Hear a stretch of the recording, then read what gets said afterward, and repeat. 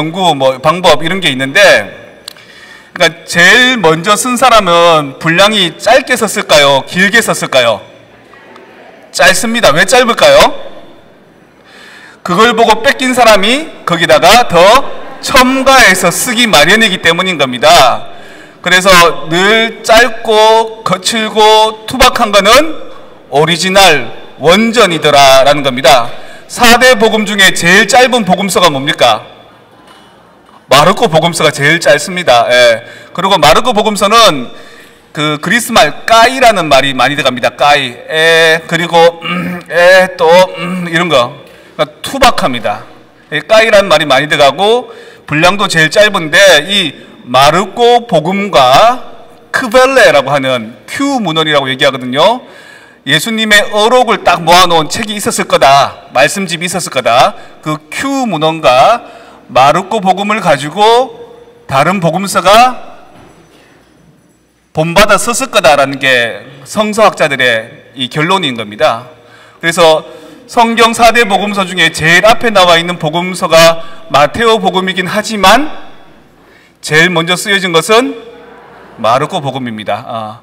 마르코 복음이 쓰여진 시기가 한 70년 전후쯤 된다 그럽니다. 70년 전후. 그럼 70년 이전에는 왜 복음서가 없었을까요? 왜 없어요? 왜 그러면 복음이 어떻게 선포될 수 있어요? 예수님의 말씀이 어떻게 전달될 수 있냐요? 성서책이 없는데 말씀으로. 예수님이 살아 계셨잖아요. 서기 1년. 예수님이 태어나신 해가 몇 년이죠? 서기 1년. 세종대왕 1년. 광개토 대왕 1년. 일본은 지금도 무슨 천황 몇 년 이렇게 얘기하죠. 그러니까 왕이 새로 나면 역사를 새로 씁니다. 근데 왕 중에 왕이신 예수님이 태어나신 해가 몇 년이다? 역사의 1년인 겁니다. 예수님 태어나신 이전은 역사의 기원전, 역사 이전 기원전인 겁니다. 그래서 before Christ, 예수님 이전 BC, 예수님 이후 안노 도미노, 안노가 이어라는 뜻이고요. 도미노가 주님이라는 뜻이거든요. 주님 이후 몇 년, 주 후 몇 년, 주 전 몇 년 이렇게 쓰고 있습니다. 역사를. 그러니까 주 후, 예수님 이후 33년까지는 누가 살고 있었습니까? 예수님이 직접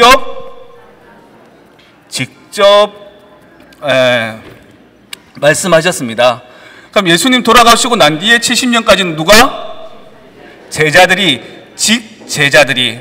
그러니까 예수님이 계실 때는 내가 얘기하노니, 내가 진실로 너에게 이르노니, 제자들은 뭐라고?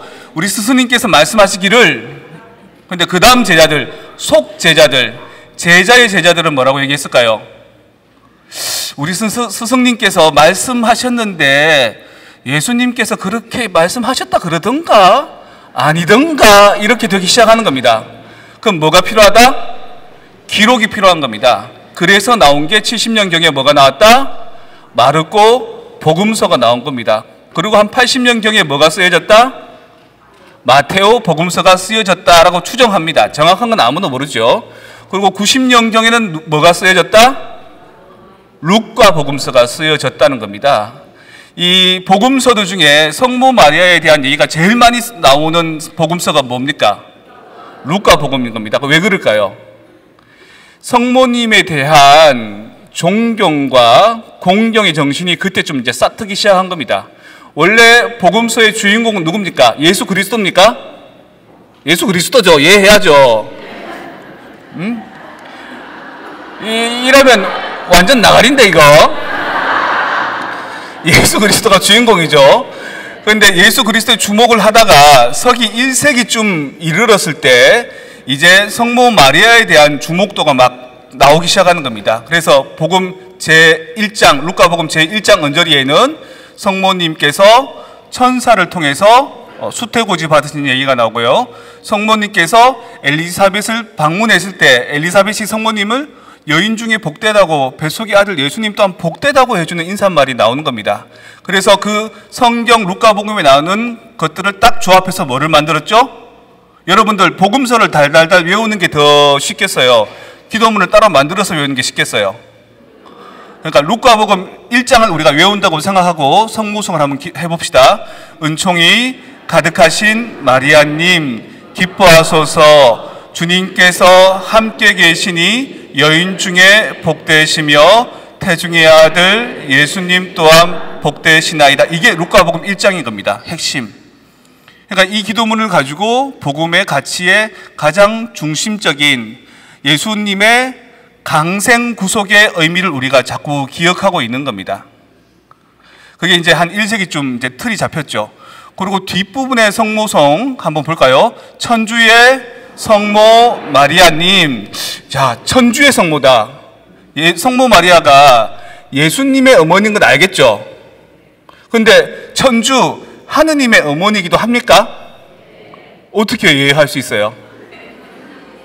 이제 지금 우리는 이해합니다. 하지만 이게 언제 결정이 났냐면 한 3세기, 4세기 사이에 니체아 공의회나 그 언저리에 있었던 칼체톤 공의회, 그때 뭐가 결정이 되냐면 예수님이 하느님이면서도 인간이시다라는 게 결정이 납니다. 그전에는 성부 하느님이 완전한 신이고요, 성자 예수님은 하위의 신이었거든요. 그러니까 삼위일체라는 게 성립이 안 됐던, 신학적으로는 하느님이야 원래 처음부터 삼위일체였었겠지만 우리 인간이 그것을 납득하고 이해하는 데는 시간이 많이 걸렸던 겁니다. 그런데 우리가 하고 있는 성모성이 천주의 성모라고 부른다는 것은 성모님이 누구의 어머니? 하느님의 어머니란 말인데, 하느님의 어머니란 말은 예수님이 곧 하느님이다, 삼위일체이시다라는 이론이 나오고 난 뒤에나 고백할 수 있는 내용이죠. 그래서 이것은 뭐 여러분들이 나중에 좀 깊이 있게 공부하시면 뭐 문화예술사적이나 아니면 신학적이나 철학적으로 들어가도 이 부분이 상당히 이야기할 것이 풍부한 부분입니다. 일단 어쨌거나 성모성의 후반부는 최소한 3세기나 4세기 이후에 만들어졌을 것이다. 앞부분은 한 1세기쯤에 만들어졌는데, 루카복음을 근거로 해서. 그리고 또 어떤 내용이 나오면 천주의 성모 마리아님, 언제? 이제와 지금 이 순간. 또 언제? 우리 죽을 때에, 또는 우리 죽을 것만 같은 순간에. 제가 얘기했죠. 보통 사람들은, 특히 한국 신자들은 연도 많이 바친다 그랬죠. 그런데 제일 좋은, 연도보다 또는 연도만큼은 더 좋은 죽은 영혼들이라는 기도가 뭐다? 성모성이다.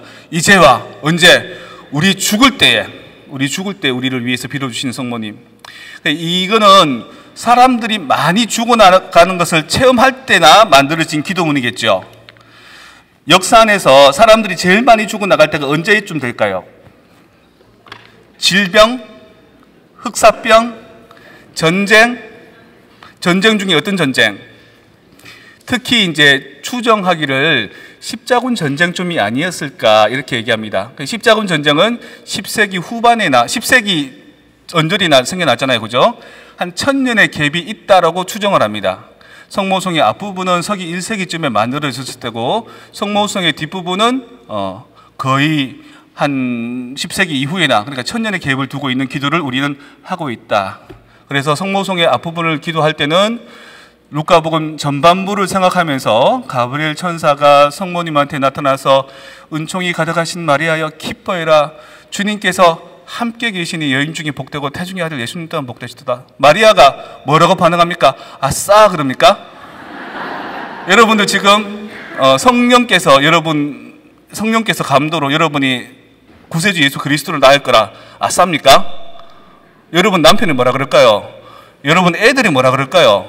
여러분 이웃이나 본당 사람들이 뭐라 그럴까요? 저 여자 혼자 된 지가 오랜데 저 여자 공장 문 닫았다 그러던데 어떻게 설명합니까?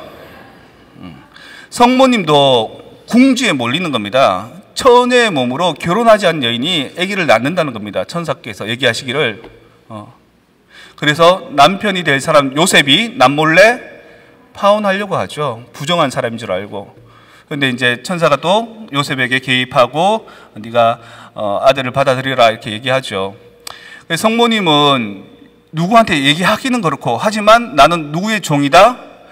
주님의 종입니다. 그대로 제게 이루어지십시오. 피앗 볼룬타스, 당신의 의지를 뚜아, 당신의 볼룬타스를 피앗 받아들입니다. 이게 성모님이 흔히 얘기하는 순명의 덕인 겁니다. 나한테 이익이 안 되고 나한테 불이익이 돼도 당신 섭리가 뜻이 거기에 있겠지요. 제가 받아들입니다. 라고 표현하는 겁니다.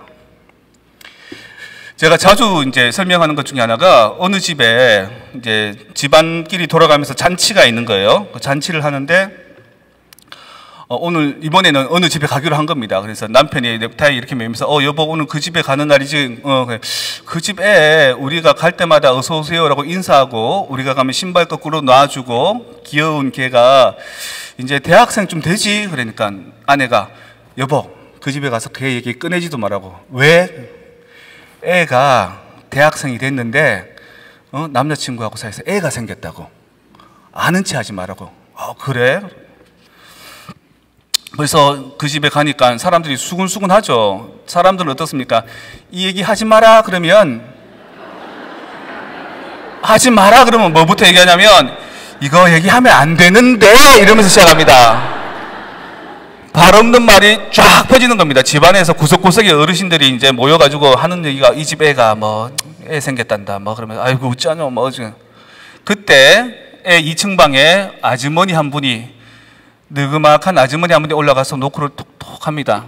노크를 하는데 문이 삐직 열리는 거예요. 들어가니까 애가 지 침대 위에서 무릎을 움켜잡고 이렇게 머리를 숙이고 좌절에 빠져 있는 겁니다. 시리에 빠져 있는 겁니다. 생명을 하나 잉태했는데 그것 때문에 자기 인생이 완전히 뒤틀리는 거예요.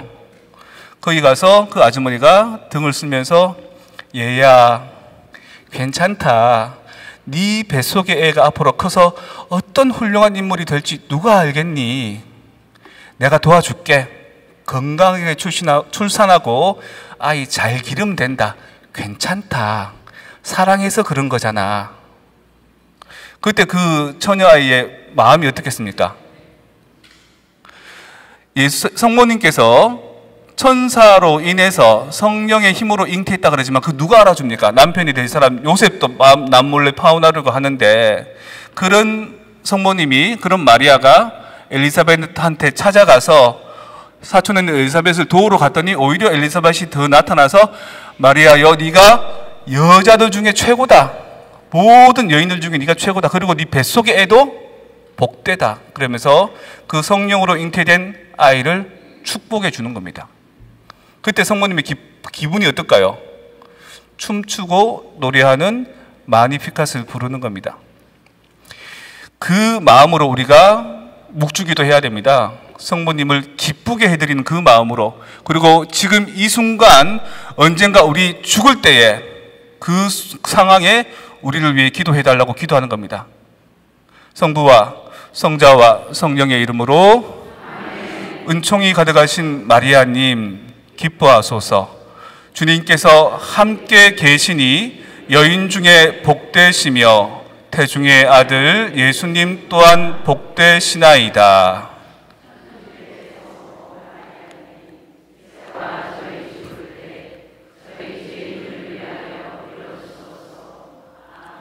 성부와 성자와 성령의 이름으로 까테나 바치겠습니다.